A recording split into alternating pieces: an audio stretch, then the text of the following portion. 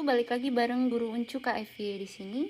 Kali ini kita mau melanjutkan materi kelas 11 semester 1 bab yang kedua, termokimia part yang kedua.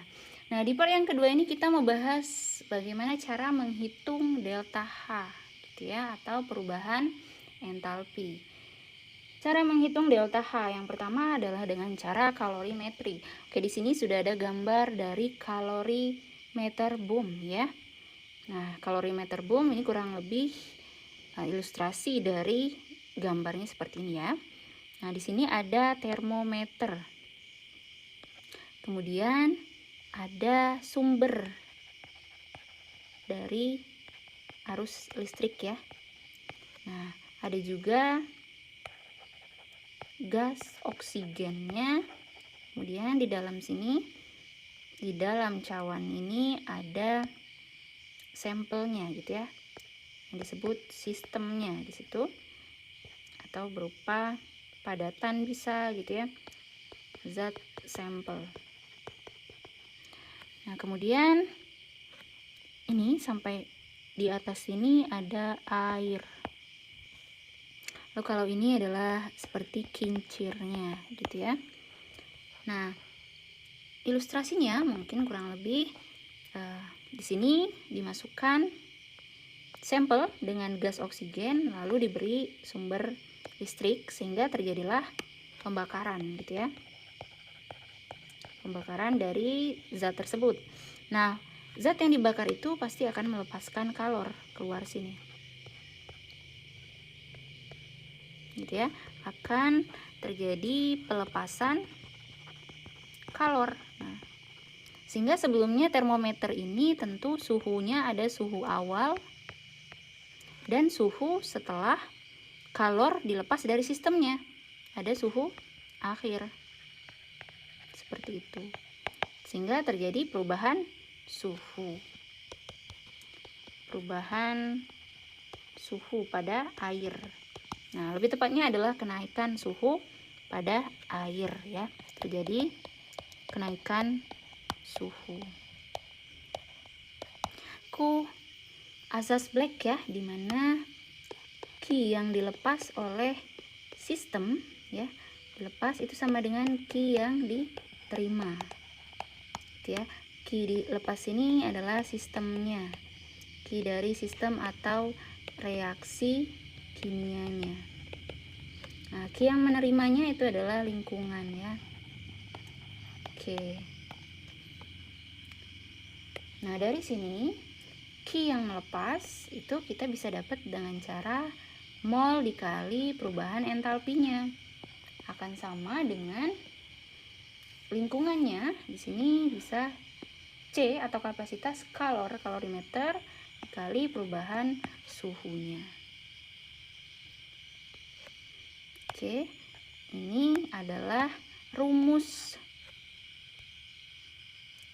Ini adalah rumus umumnya gitu ya. Nah, lalu berarti nanti ini bisa diubah dengan delta H sama dengan kapasitas kalorimeter dikali delta T atau perubahan suhu dibagi mol gitu ya. Nah, selain itu, kalau misalkan ternyata kalorimeternya adalah sederhana gitu ya, bisa diubah dengan delta H sama dengan M dikali C dikali delta T atau macet ya, per N atau mol. Jadi ini beberapa rumusnya. Nah, dengan keterangan bahwa delta H itu adalah perubahan entalpi. M itu adalah massa zat, bisa juga massa airnya ya, dalam gram. C itu adalah kalor jenis. Kemudian C besar itu adalah kapasitas kalorimeter. Lalu ada delta T ya, delta T itu adalah perubahan suhu. Kemudian N itu adalah mol. Biasanya mol di sini pakai rumus gram per mr. Sorry, P-nya besar karena dia temperatur gitu ya. Oke, jadi ingat rumusnya ada dua kemungkinan, dia pakai kapasitas kalorimeter atau pakai macet ya. M dikali C dikali delta T untuk kalorimeter. Oke, untuk contoh soal yang pertama, dalam suatu reaksi kimia dibebaskan energi 8,4 kJ jika kalori ini digunakan untuk memanaskan 100 cm3 air, maka kenaikan suhunya adalah. Oke, nah di sini diketahuinya kita tulis ya energi yang dilepaskan. Energi yang dilepaskan itu adalah Q ya, dimana 8,4 kJ. Nah, kemudian volume airnya ya, atau bisa dibilang massa air 100 gram. Karena massa jenisnya sama, 100 gram adalah 100 mili. Kemudian C-nya adalah 4,2 Joule per gram derajat Celcius. Nah, yang ditanya adalah delta T, perubahan suhunya. Nah, maka ini kita bisa pakai rumus Q itu sama dengan macet MC delta T. M-nya 100 gram, C-nya 4,2 Joule per gram derajat Celcius dikali delta T. Nah, perhatikan di sini dia pakai Joule ya, sehingga Q-nya harus kita ubah jadi Joule kali 1000, berarti 8400 Joule. Nah, yang kita masukkan ke sini 8400 Joule. Oke. Nah, berarti gram sudah dicoret, Joule juga sudah dicoret. Nah, kita lihat bisa dicoret ya 02. Oke, sehingga jadinya adalah delta T 84 dibagi 4,2. Sehingga delta T-nya adalah 20 derajat Celcius. Jadi jawabannya yang A. Yang mana untuk soal yang pertama masih mudah ya. Oke, kita lanjut ke soal yang kedua. Sebanyak 2,9 gram butana, ya butana itu adalah C4H10, dibakar dalam kalorimeter bom dengan oksigen berlebih. Kapasitas panasnya 18 kilokalori per derajat Celcius dan hubungan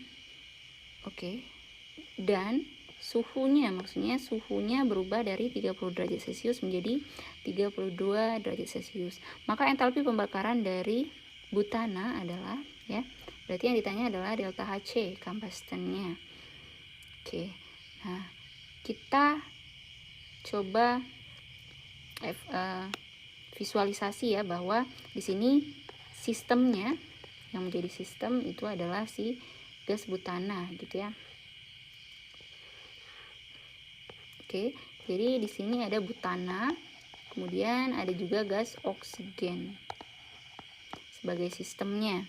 Nah, gas butananya di sini sebanyak 2,9 gram, oksigennya lebih banyak, berlebih. Nah, berarti dari sistem ini kita bisa dapat mol dari butana dong. Ya, molnya adalah gram per mr. Coba cari mr dari butana. C4H10. Berarti 4 dikali C itu 12 ya. Ditambah 10 dikali H-nya 1. Sehingga hasilnya adalah 48 ditambah 10, 58.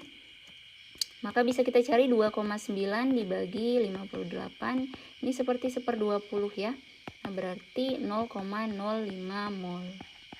Sudah dapat mol dari butana. Nah, mol butana ini adalah N. Nah, apalagi yang bisa kita dapat? Yaitu adalah si delta T, perubahan suhu. Itu suhu yang besar dikurang yang kecil ya. Sehingga dapat 2 derajat Celcius. Kapasitas panas itu lambangnya adalah C besar ya. 18 kilokalori per derajat Celcius. Nah, yang ditanya adalah delta H gitu ya. Kita bisa pakai rumus delta H sama dengan C dikali delta T per mol. Oke, delta H sama dengan C besar dikali delta T per mol. Itu delta H pembakarannya, gitu ya. Nah, berarti C besarnya sudah ada 18 kilokalori per derajat Celcius dikali dengan 2 derajat Celcius dibagi molnya 0,05 mol. Nah, apa yang bisa kita coret? Boleh dicoret ya. C-nya bisa dicoret. 18 dikali 2 berarti 36 per 0,05. Ya, sama dengan dia dikali 20 tadi kan. Sehingga hasilnya adalah kali 2 berarti 72 ya. 72 kali 20 berarti 720 kilokalori per mol. Ini adalah delta Hc dari pembakaran butana. Cara menentukan delta H jika diketahui energi ikatnya, gitu ya. Nah, apa sih energi ikat? Energi ikat itu adalah energi yang dibutuhkan untuk memutuskan 1 mol senyawa ya, atau 1 mol ikatan menjadi atom-atomnya.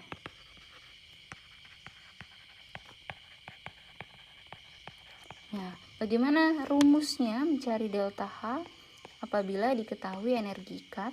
Caranya adalah jumlah dari energi ikatan yang terputus dikurang dengan energi ikat yang terbentuk. Atau bahasa simpelnya adalah jumlah dari energi ikat yang sebelah kiri dikurang jumlah dari energi ikat senyawa-senyawa yang sebelah kanan. Oke, jadi diingat ya, rumus mencari delta H ketika diketahui energi ikatnya. Nah, langsung saja kita bahas contoh soalnya.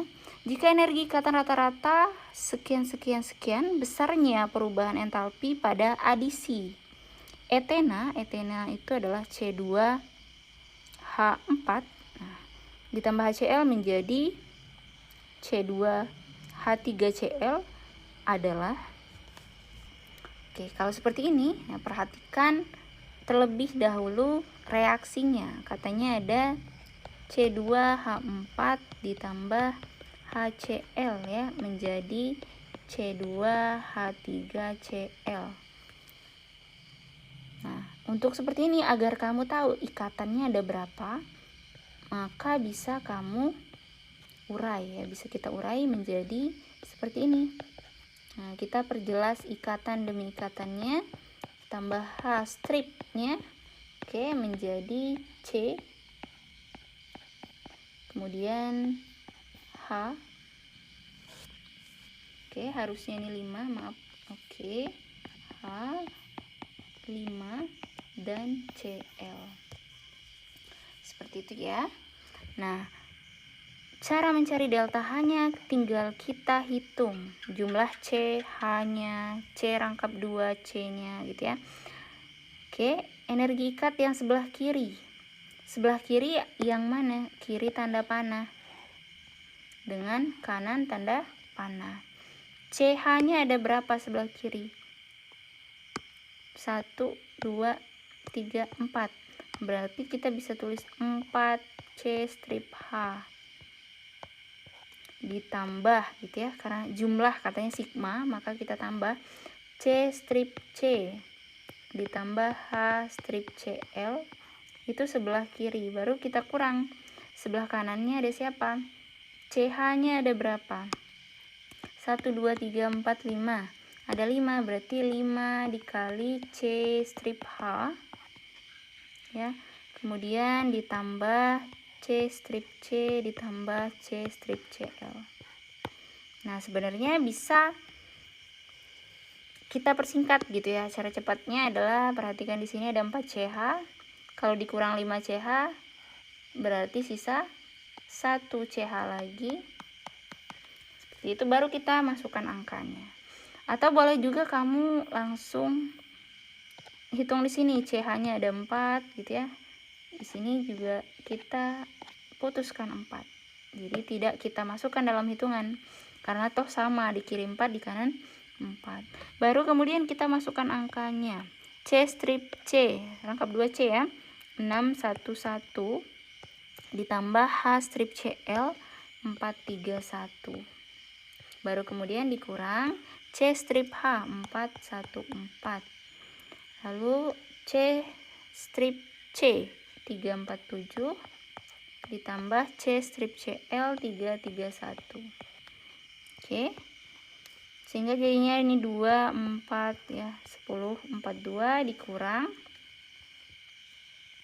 7 ditambah 5 itu 12 ditambah 1. Oke, 1 3 4 9. Oke, jadinya 10 92 sehingga hasilnya adalah minus 50 kilojoule. Oke, jadi jelas jawabannya adalah yang C. Jangan lupa kalau diketahui energi ikatan rumusnya adalah kiri dikurang kanan. Yang ketiga, cara menentukan delta H jika diketahui delta H 0F. Nah, delta H 0F ini pernah dibahas ya di jenis-jenis delta H. Ini adalah entalpi pembentukan standar gitu ya. Nah, rumusnya mencari delta H jika diketahui delta H 0F-nya. Ini adalah kebalikan dari energi ikat tadi. Kalau tadi kiri kurang kanan, ini delta H 0F ya, yang produk dikurang jumlah dari delta H 0F yang reaktan. Atau dengan kata lain, jumlah dari delta H 0F yang kanan dikurang jumlah dari delta H 0F yang kiri. Oke, bisa diingat rumusnya ya. Oke. Nah, kita bisa masuk ke contoh soal. Jika diketahui delta H0F, C2H6, CO2 dan H2O berturut-turut sebesar min 85 kJ per mol, min 392 kJ per mol, dan min 242 kJ per mol. Maka besarnya entalpi reaksi pembakaran 4,48 liter C2H6 adalah sesuai dengan reaksi ini, maksudnya ya. Oke, nah kita lihat dulu untuk pembakaran C2H6 ya, reaksinya ditambah 7/2O2 menjadi 2CO2 ditambah 3H2O. Nah, kita harus cari dulu delta H dari reaksi ini. Nah, sementara yang ditanyakan adalah 4,48 liter. Nah, pertama cari dulu nih. Rumusnya tentu delta H sama dengan ya, yang kanannya itu berarti delta H 0F kanan terlebih dahulu, berarti si CO2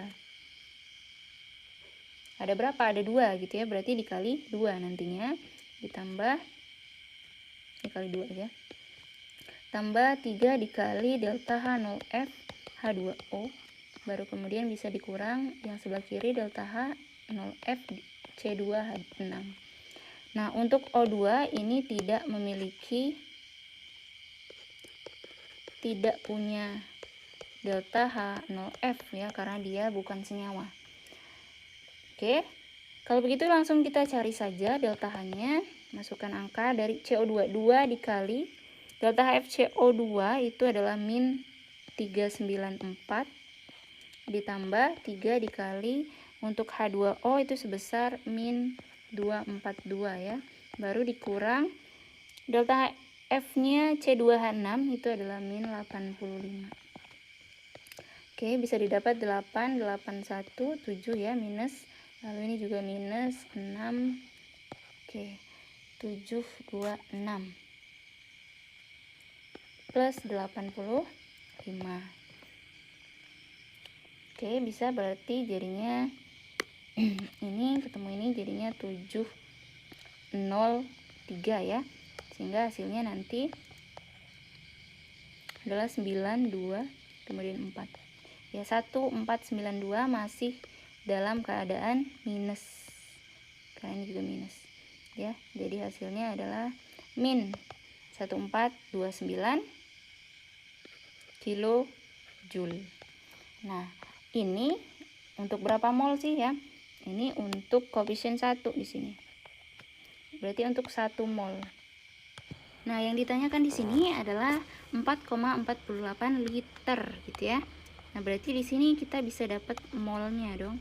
Mol dari C2H6 itu dengan cara 4,48 liter ini dibagi untuk volume dalam suhu ruang ya, standar ya, STP itu 22,4 liter per mol, sehingga jadinya adalah 0,2 mol. Nah, ini ya, jumlah ini minus 1429 itu untuk 1 mol. Berarti untuk 0,2 mol caranya adalah ya, delta H-nya untuk 4,48 liter tadi itu dengan cara 0,2 mol dikali min 1429 kilojoule per mol. Hasilnya adalah 285,8 kilojoule. Nah, atau kita bulatkan menjadi 286. Ini masih minus. Sehingga jawaban yang benar adalah yang C. Nah, untuk cara yang keempat yaitu dengan hukum Hess dan hukum Laplace ya. Dimana hukum Hess itu berkata ya, berbunyi bahwa delta H itu bergantung pada keadaan awal dan akhir saja. Jadi tidak berpengaruh atau tergantung pada tahapan reaksinya. Nah, sementara hukum Laplace itu berbunyi bahwa delta H itu kalau dia berubah tanda, delta H yang berubah tanda hanya jika reaksi dibalik. Oke. Nah, berdasarkan hukum Hess dan hukum Laplace, kita bisa menentukan delta H dengan 3 cara. Yaitu yang pertama dengan diagram siklus. Nah, misalkan A menjadi B ya, dihitung sebagai delta H1. Kemudian B menjadi D itu dihitung sebagai delta H2. Nah, A menjadi C itu delta H3, lalu C menjadi D sebagai delta H4. Nah, kalau kita perhatikan, ini adalah siklus perubahan A menjadi D. Ya, dengan cara melewati B atau melewati C. Sehingga kita bisa tuliskan persamaan delta H1 cara dari A ke D itu ditambah delta H2. Maka akan sama ketika A menjadi D itu melalui C. Delta H3 ditambah dengan delta H4. Oke. Nah, jadi berdasarkan hukum Hess bahwa dia tidak bergantung pada tahapannya. Hanya kita melihat awal dan akhirnya. Nah, ini awal, kemudian yang D ini adalah akhirnya. Oke, seperti itu. Nah, kalau sudah seperti itu, kita bisa ubah delta H1 bisa dicari dengan cara delta H3 ditambah delta H4, kemudian delta H2 itu pindah ruas jadinya minus. Nah, begitu seterusnya. Oke, bisa dipahami ya untuk diagram siklus. Langsung kita lihat contoh soalnya. Dari diagram di bawah ini, maka entalpi penguraian CaOH 2 kali adalah, nah, ingat ya bahwa entalpi penguraian itu berarti dia dari senyawa itu diurai menjadi unsur-unsurnya. Nah, perhatikan di mana senyawa CaOH 2 kali. Oke, di sini ya, menjadi unsur-unsurnya berarti Ca plus O2 plus H2.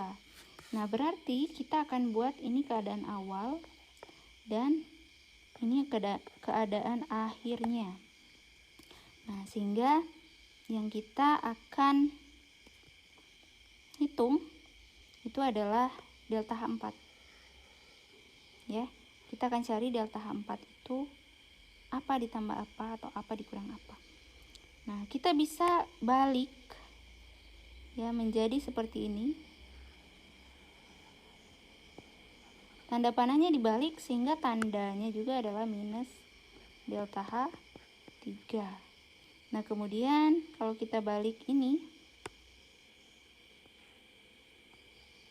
jadinya minus juga, minus delta H1 ya, ini minus delta H2 gitu ya.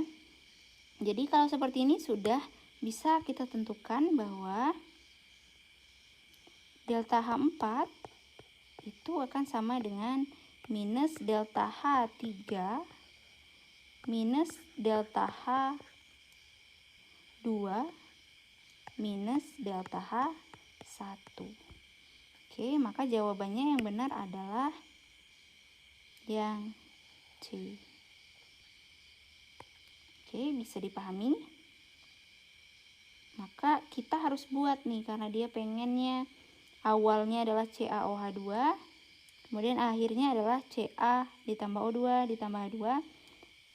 Maka namanya awal tadi di sini ya.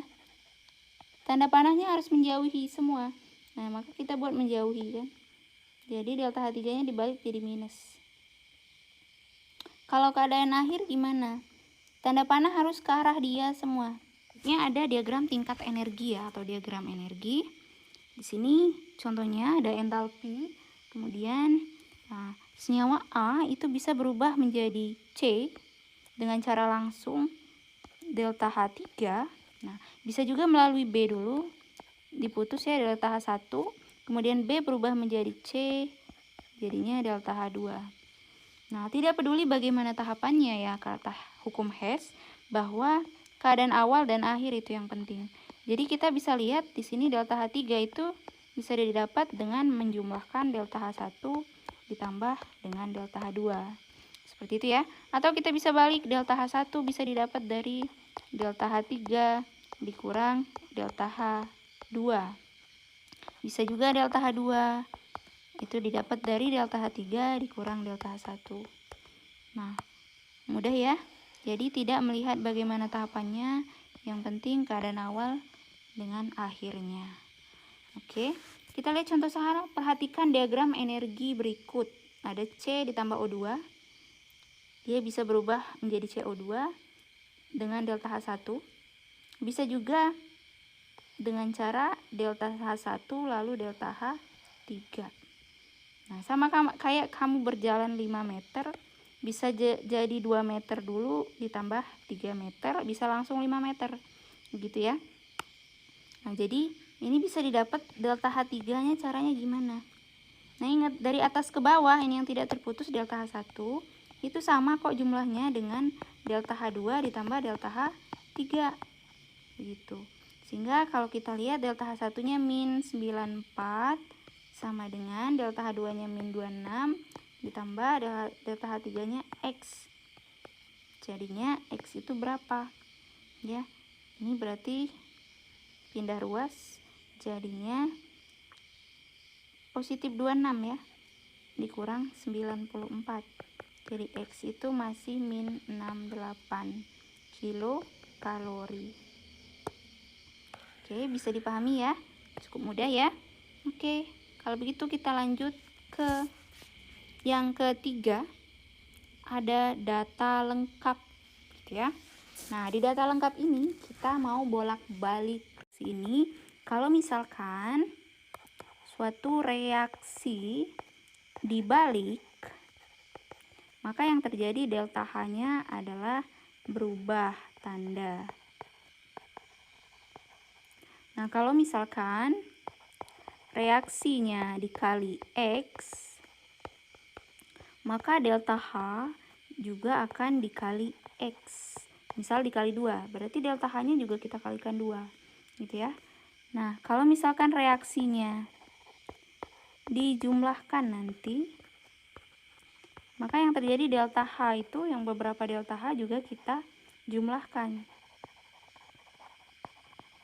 Oke, itu yang akan kita cari. Nah, baru semuanya kita tambahkan, dapatlah reaksi yang ditanyakan.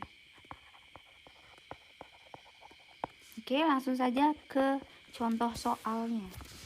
Ya, contoh soal ada C, ya, karbon ditambah dengan 2S menjadi CS2 harusnya ya. Kemudian ada C ditambah O2 menjadi CO2, lalu S ditambah O2 menjadi SO2. Maka perubahan entalpi jika 19 gram CS2 dibakar menurut reaksi CS2 ditambah 3O2 menjadi CO2 ditambah 2SO2. Dengan ARC 12S32 adalah, nah di sini kita perhatikan dulu, yang ditanyakan itu adalah entalpi pembakarannya ya, si CS2 berdasarkan reaksi ini. Nah, karena di sini ada massa, maka kita bisa cari mol.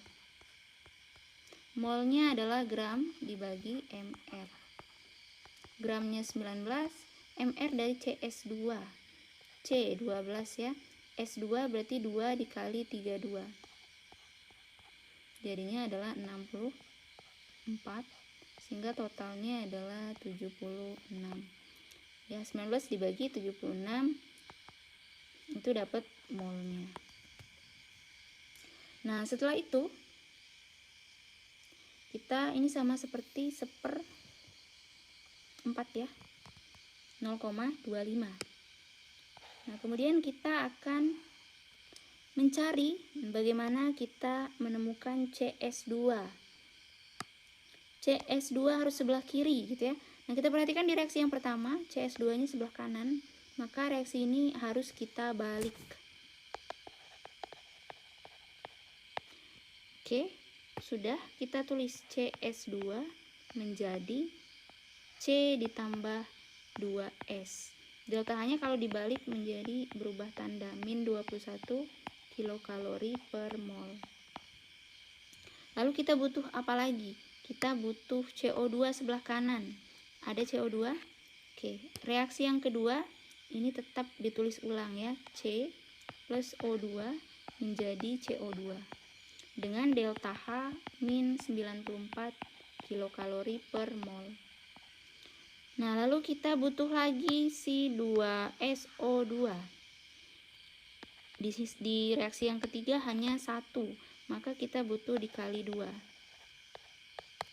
Kalikan 2, jadinya adalah 2S ditambah 2O2 menjadi 2SO2.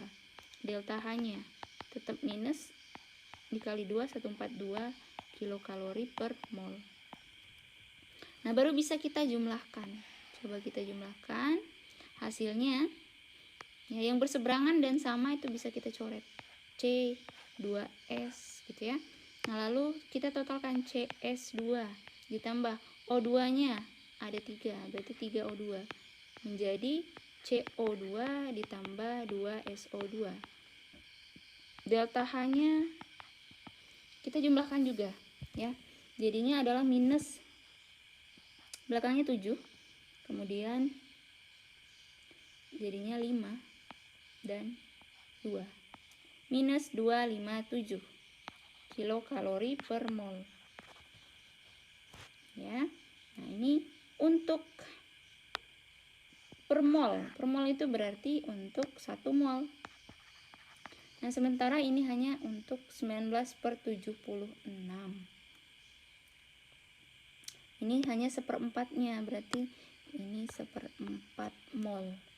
Nah, delta H untuk 1/4 mol berarti sama dengan minus 257 kilokalori per mol, kita kalikan 1/4 mol.